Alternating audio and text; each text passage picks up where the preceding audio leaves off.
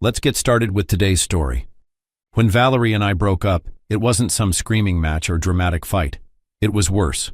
Quiet, cold, like something had already died between us. But even worse was what came after.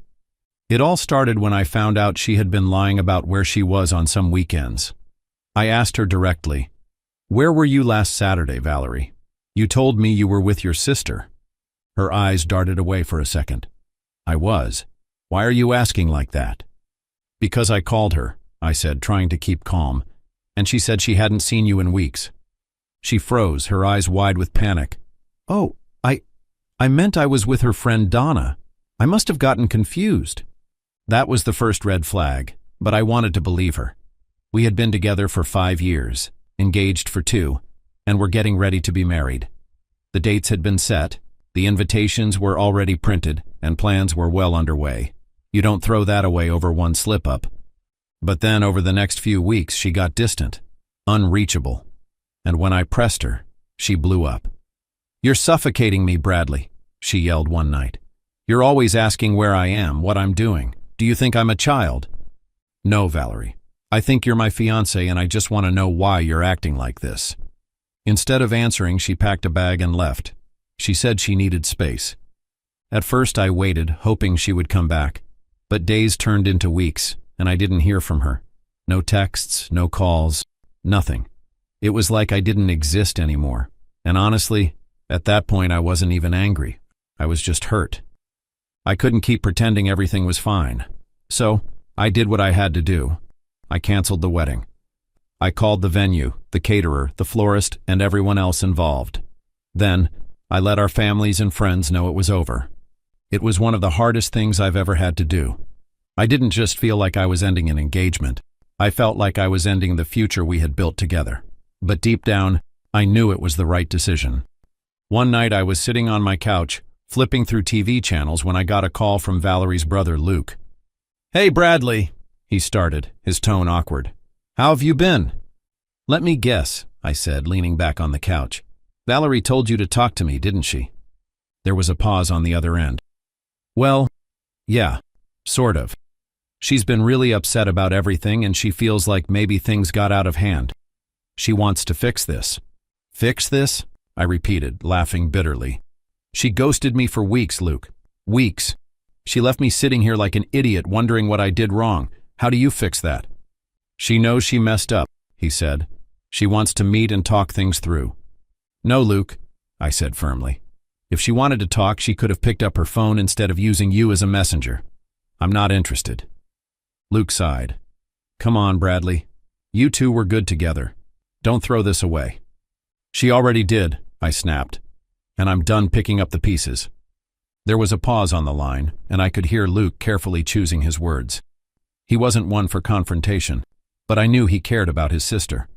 Still, I wasn't going to let him guilt-trip me into reopening things with Valerie. "Look, Bradley," Luke said, his voice softer now. "I know you're hurt, but Valerie's been a mess. She doesn't know how to fix it.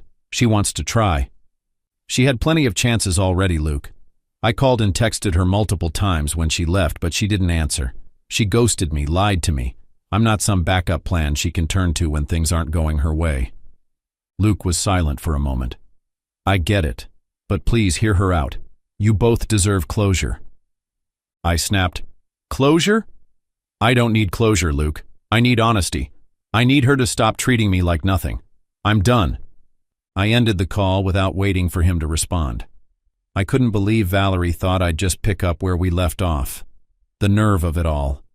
And yet that still wasn't the end. No, that would have been too easy. The next day, Valerie's mother called, saying how hard things had been for Valerie and how sorry she was. But I had already done enough. Valerie had pushed me away, lied, and ignored me for weeks. I couldn't trust her again. Her mother insisted Valerie had changed, but I didn't want to be part of her journey. I was done. The phone call ended, and I was left staring at the walls again. This time, I wasn't just hurt. I was angry. Angry at Valerie for dragging me through all this emotional turmoil, angry at her family for trying to guilt me back into a situation that was clearly toxic. The more I thought about it, the more certain I became of my decision. I couldn't go back. I couldn't fix what was broken. It was time to let go completely. A couple of weeks later, just as I was starting to feel like I could move on, I got a letter in the mail. The envelope had Valerie's handwriting on it. I stared at it for a while before opening it, part of me wondering if I should just throw it away. But curiosity got the better of me. Inside, there was a long, handwritten note. It was classic Valerie, overly dramatic and full of emotional pleas. She apologized for ghosting me and said she missed me. But then about halfway through, the tone shifted. She wrote, "I've been thinking about how we can fix this, Bradley. I still have the key to your apartment, and I've been thinking about stopping by so we can talk face to face. I've even looked into a counselor for us. I know we can make this work if we just try." I froze. I'd completely forgotten she even had a key.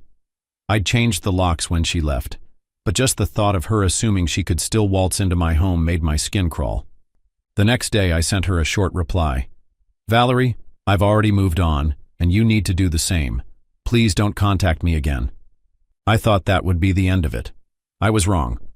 A few days later, the last thing I expected was for Valerie's sister Monica to show up unannounced at my apartment. I was in the kitchen making coffee when I heard the knock on my door. I opened it to find her standing there, her expression tight like she was carrying some heavy weight. I felt my frustration rise instantly. Is this her idea? I thought. Valerie probably sent her here thinking I'd just forgive everything and let her back in. "Monica," I said, trying to keep my voice calm. "What are you doing here?" "I need to talk to you, Bradley," she said, her voice soft but urgent. "It's important. Can I come in?" I shook my head, already irritated. "No, Monica. I'm done. Tell your sister that." She hesitated for a moment, then added, "She doesn't know I'm here, Bradley. I just came to talk about Valerie, about something you need to know. Maybe then you will understand and forgive her." That stopped me in my tracks. My heart skipped a beat and my mind went on alert. What could she possibly have to say that would change anything? "I don't want to hear anything about Valerie," I said, trying to shut it down. "She's the one who left me. She's the one who disappeared without a word. There's nothing more to talk about." Monica didn't give up. She stepped forward slightly, lowering her voice. "So you don't want to know where she was those weeks she was gone?" I froze. That one sentence hit me like a punch to the stomach. Where was she? I'd spent so much time trying to figure out what had happened, why she had suddenly cut me out. I had my suspicions, but hearing her sister say this made my stomach churn. For a moment I stood there in silence, my mind racing. Do I really want to hear this? Do I even care anymore? But something inside me, a twisted curiosity, made me hesitate. "Come in," I said, my voice colder than I meant. "What happened?" Monica took a deep breath, her face filled with a strange mix of guilt and determination. She was with someone else. She went on a trip with him. Someone she met a few months ago at her gym. She wanted to see where things would go with him, to see if her feelings were real. I felt the floor drop beneath me. My head buzzed with disbelief. She went away with someone else? The rage started to rise, boiling up from deep within me. Monica continued, oblivious to the storm brewing inside me. But after a while she realized she only wanted you. It was always you, Bradley. She was confused, but now she knows what she wants. She's asking for your forgiveness and she wants you to take her back. I couldn't believe what I was hearing. My heart was hammering in my chest, a mixture of anger and betrayal flooding my veins. She had been with another man, gone on a trip with him, and now she wanted me to forgive her? The idea of it all made me want to explode. I took a step back, my chest tight. So, let me get this straight. She cheats on me, goes on a trip with some other guy, and now she wants me to just take her back? Are you out of your mind, Monica? She winced, but she stood her ground. She's sorry, Bradley. She said she made a mistake. I didn't want to hear it anymore. I was done. The trust was shattered beyond repair, and no amount of apologies would fix that. Please leave, I said, my voice controlled but laced with anger. You can't fix this. It's over. Just go. Monica looked like she wanted to argue, but she saw the look in my eyes and knew it was pointless. Without another word, she turned and walked out. I slammed the door behind her, my hands shaking with rage. I stood there for a long moment, trying to calm my breathing. But the anger didn't subside. It burned hotter, fueled by the realization of just how badly I'd been betrayed. A week later, my phone rang. It was my mom. "Bradley," she said, her voice serious. "I just had Valerie at my door." "What?" I nearly dropped my phone. "She came here crying, saying she just wants to talk to you. She was asking me to convince you to give her another chance." "What did you say?" I asked, my heart pounding. "I told her you're a grown man and you've made your decision," my mom said. "But Bradley, she looked so desperate. Are you sure this is the right thing to do?" "Yes, Mom, it is." I clenched my jaw. "She's crossed too many lines. Showing up at your house? That's not okay." My mom sighed. "I agree, but you might want to think about taking this more seriously. It sounds like she's not letting go." It got worse before it got better. A few days after Valerie showed up at my mom's, I came home to find a note taped to my door. "Bradley, I know you're upset, but please just talk to me. I can't let this end like this. I love you." That was the breaking point. I wasn't just annoyed anymore. I was scared. Her behavior was starting to feel less like love and more like obsession. I called my best friend Jonathan and asked him to meet me. We ended up at our usual bar, grabbed drinks, and I explained everything. Her mother's call, her sister's visit, the way she refused to let me move on. Jonathan listened, nodding in understanding. "Dude, you need to do something," Jonathan said. "She's not going to stop unless you make it clear this isn't okay." "What do you think I should do?" I asked, taking a deep breath. "Honestly, file a restraining order," he said. "It's not what anyone wants to do, but you have to protect yourself." I nodded, the weight of his words sinking in. I hated it, but it seemed like the only way. That night when I got home, I was already drained from everything. But as I stepped out of my car and approached the apartment building, I froze. There she was, Valerie, standing outside, as if she had been waiting for me. She walked toward me, her eyes pleading, and my frustration boiled over. "What are you doing here?" I asked, my voice colder than I intended. "We need to talk, Bradley," she said, her voice shaking. "I love you, and I can't let you go." I couldn't believe it. "I can't believe you're doing this, Valerie. Putting your whole family to try and change my mind so you can get me to take you back? Really?" She took another step closer, her eyes filling with tears like she was about to reach out to me. I took a step back, my body instinctively moving away. "Bradley, I'm sorry. I don't know what else to do.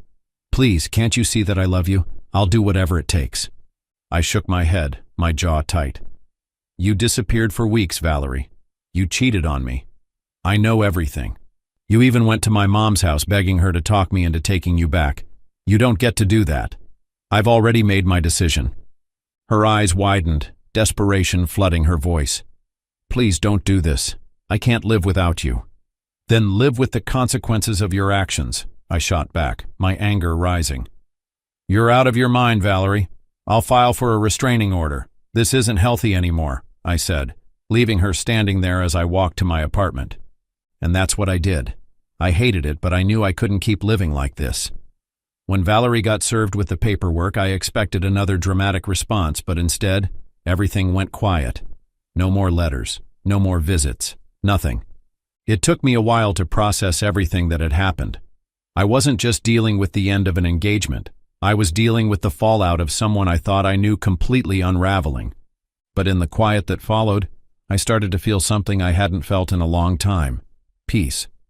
One night I was sitting on the couch with Jonathan drinking a couple of beers. "You seem different, man," he said. "Like, lighter." "Yeah," I said, nodding. "I guess I just realized I don't have to keep carrying this around.